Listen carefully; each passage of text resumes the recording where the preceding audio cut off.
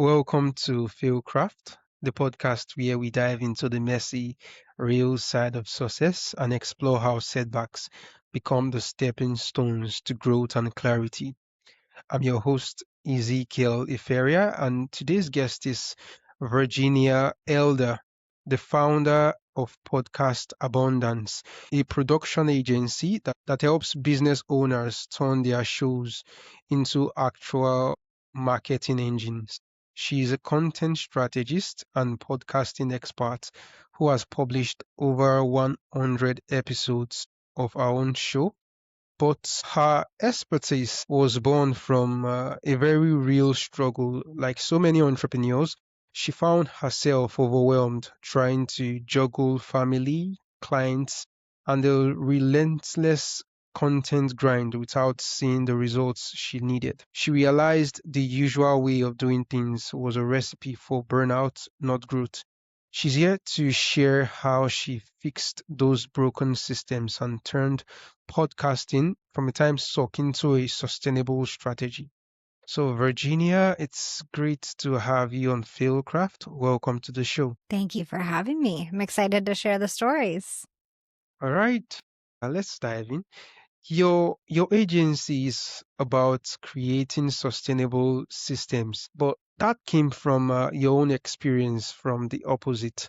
So you mentioned realizing that the usual content grind wasn't sustainable while trying to balance everything. So can you take us back to that specific season of overwhelm?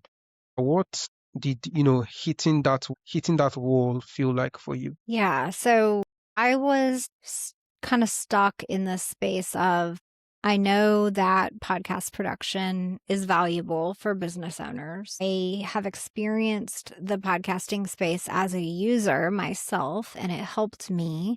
I felt connected to those hosts. I signed up for their email lists. I took steps to buy their book or whatever and get into their business. So I know podcasting is a viable marketing tool, and I'm helping clients by producing their show. But then I also wanted to have my own show, right? Like I want to practice what I'm preaching. I want to continue to be a content creator so that I am side by side with my clients, going through all of the motions they are. And at the time, I did not have a team helping me. So it was just me, behind the scenes editing. At the time, it was mostly audio because video wasn't so popular in the podcasting space yet.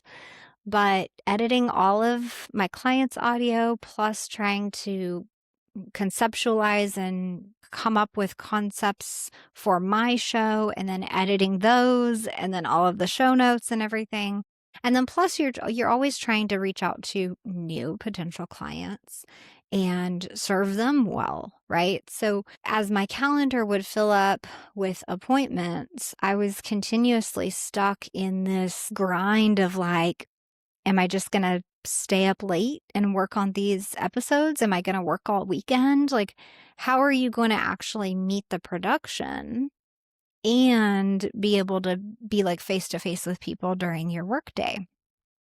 And you're just so exhausting trying to figure out like how late is too late to work and, juggling family and everything on the weekend when you're really tired and exhausted. You want to be at your kids' events, but you're needing to produce episodes for your clients. And so it was just a really tough situation. And as my client list grew, I did start to hire help. So I had a podcast editor on the team that I really trusted. I had a show notes person who I really trusted. And at some point, I kind of looked at everything and said, okay, they're doing an amazing job helping me serve the clients. And now I'm meeting client deadlines. But my show, meanwhile, is on the back burner and I haven't produced an episode because I'm still trying to do that all myself. So why don't I build out my team just like I have for my client shows and have them produce my show as well? right? It was Mm. just kind of like this light bulb moment. It didn't seem obvious to me before that. And then once I kind of saw what I was doing and that grind, I was like, oh my gosh, I can't believe I've been making this mistake for so long.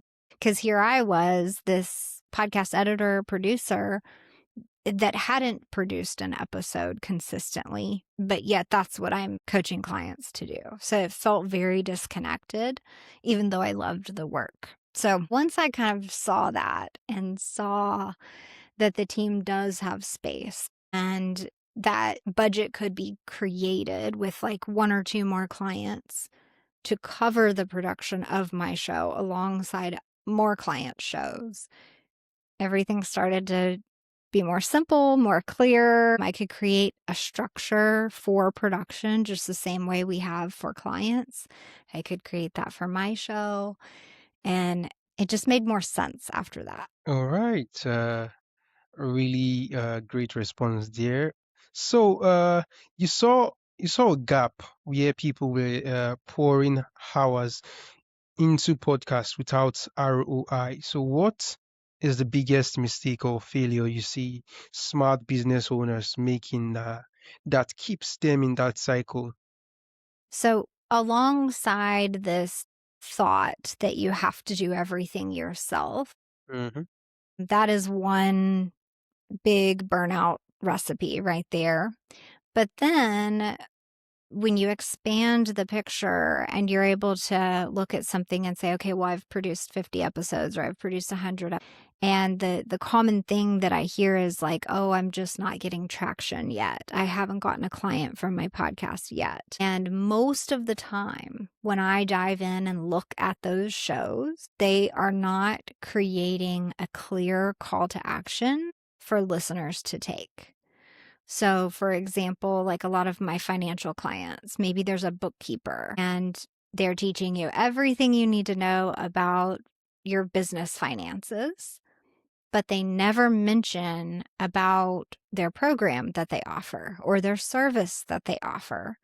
There's never a mention of a button or a link or somewhere to go to where I can actually get into their program, then listeners are not going to take that step.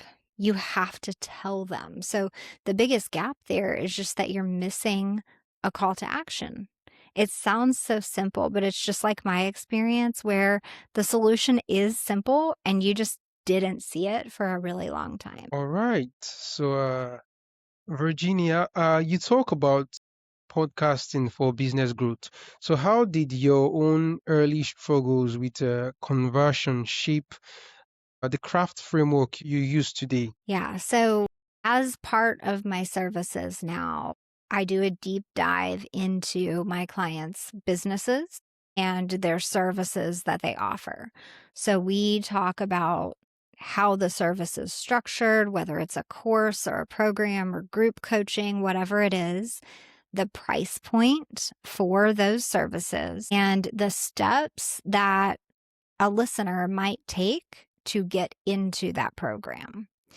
And as we unpack who exactly you want to become your client, like what type of person they are, how old are their kids? Do they have a family? Do they not? Where do they work? Maybe they're a financial professional like the people that I serve. We pinpoint who that ideal client is, and we're comparing that to the services that you're offering. And then we're looking at, okay, what is that client journey? Where do they click? Do they get a free download? Is it obvious on your website? And we're looking at these different steps, and that's the goal, is making it very obvious, making it very simple, and saying your call to action in your episodes. And from there, we're able to further detail like what your content should be about, how often and where you're repurposing, how often your episodes are published. And that acronym CRAFT, C-R-A-F-T, is the foundation of creating a podcast that converts your clients. So, I'd like to know what was the hardest part of transitioning from doing everything yourself to building an agency that handles it for others. So, did you have to let go of perfectionism? Sure. Anytime you are hiring team or outsourcing, bottom line is that people are not just going to naturally do the things you want the way that you would have done it. You Mm. have to go through that process of teaching and guiding, showing them examples, giving feedback. So, for example, on video, still, we use a tool called Frame.io where we can put a video in and maybe it already is the version 1 of what my team has edited.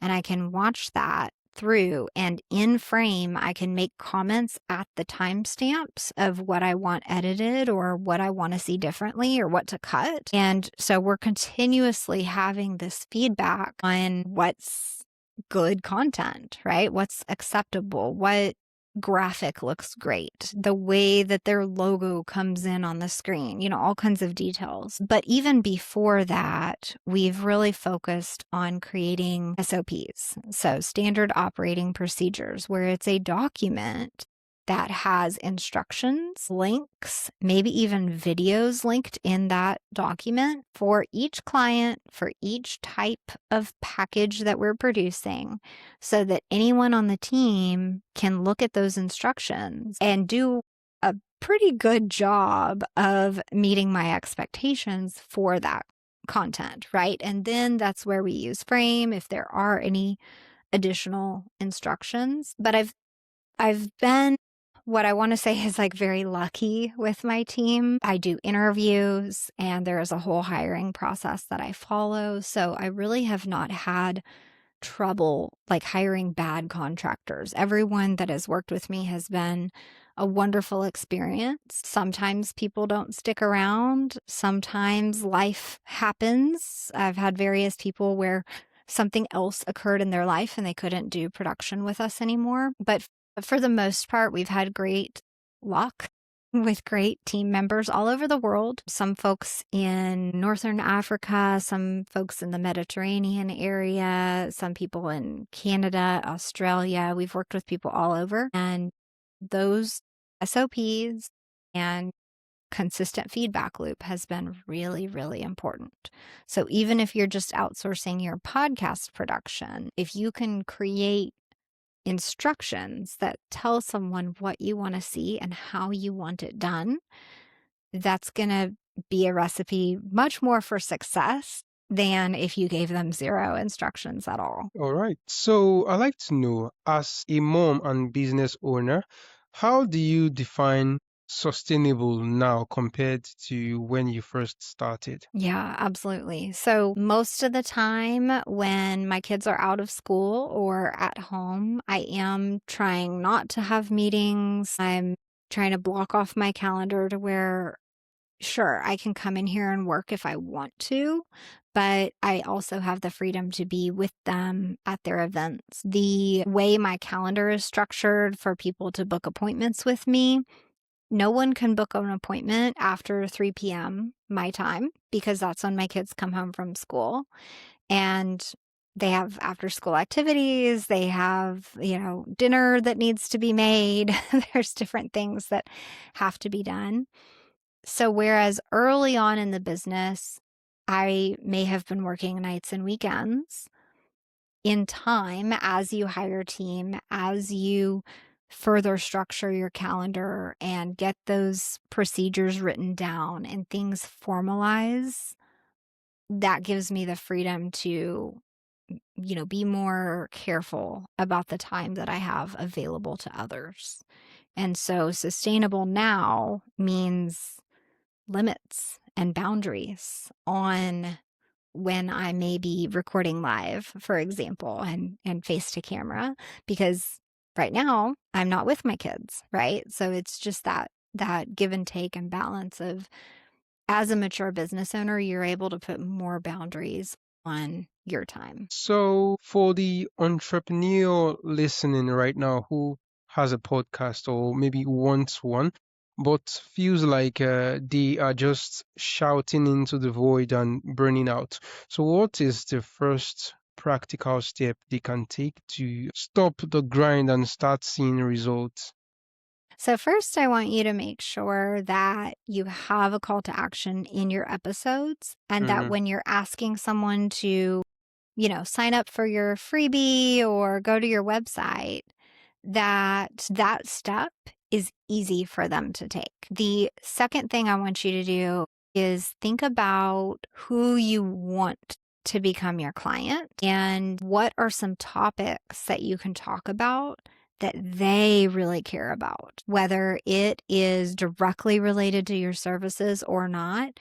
You need to try to get in their head, kind of read their mind a little bit. And for example, if your ideal client is a mom with young children, then think about what other concerns she has going on in her life and see if you can address some of those in your episodes to help her establish trust with you. So it's really that connection of your content and that call to action that really solidifies conversion for you. Great. So after navigating the overwhelm and building a business that supports both your clients and your life, so what does being successful truly mean to you now? Success means being able to support your family with your work, being able to cover everything that you want to financially, and also having the time to be with the ones that you love. So it's that combination of having enough monetarily and having enough time freedom, which is always a work in progress, right? So, you don't just wake up one day and go, oh, look, all our expenses are covered and I have so much free time. It is a process.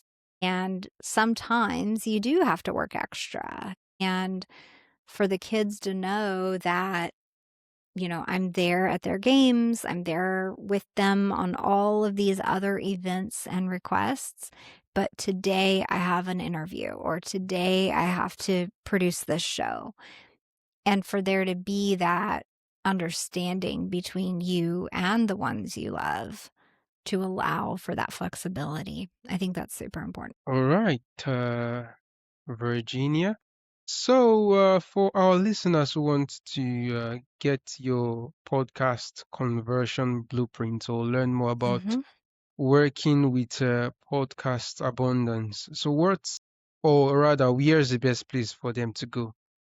Yeah. Yeah. So my website is podcastabundance.com and you can go to podcastabundance/resources. There are many opportunities for free downloads and guidance on that page. And one of those things is the podcast conversion blueprint. So if you just want to go straight there, you can go to podcastabundance.com/podcast dash conversion dash blueprint. All right, Virginia. This has been a really helpful conversation, and I'm indeed excited to have you on the podcast today. Thank you very much. Thank you.